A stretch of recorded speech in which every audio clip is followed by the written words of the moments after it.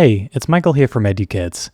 In one of our latest CodeKit updates, we released a new circuits feature for our Pro subscribers that allows you to create and simulate digital circuits with Arduino right within CodeKit.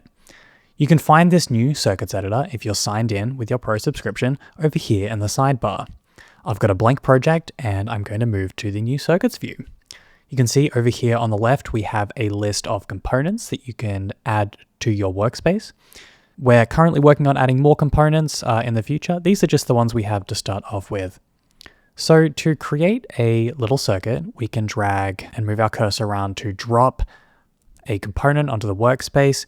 Here I've added an Arduino Uno board. And today we're going to create just a simple demo circuit with an LED to show you the kinds of things you can create.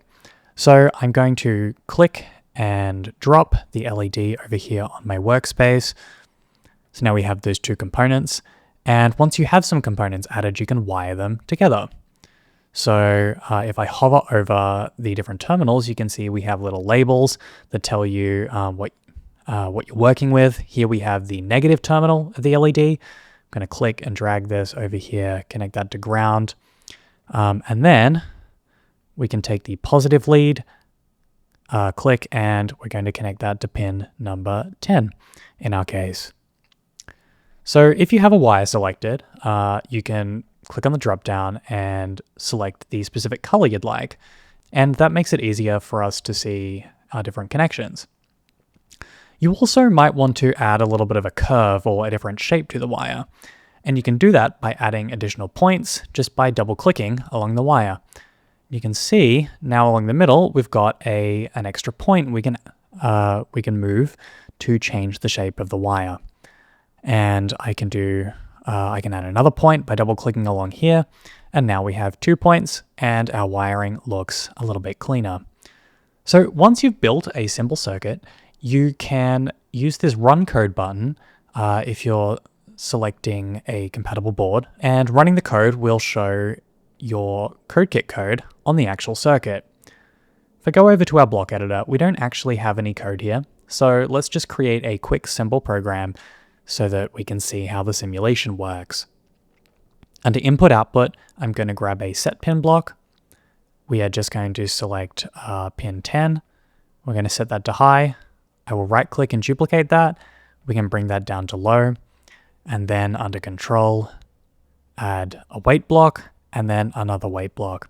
So here we're just going to turn the LED on pin 10 on, that's setting it to high, wait 1 second, set it to low, and then wait another second and loop that forever.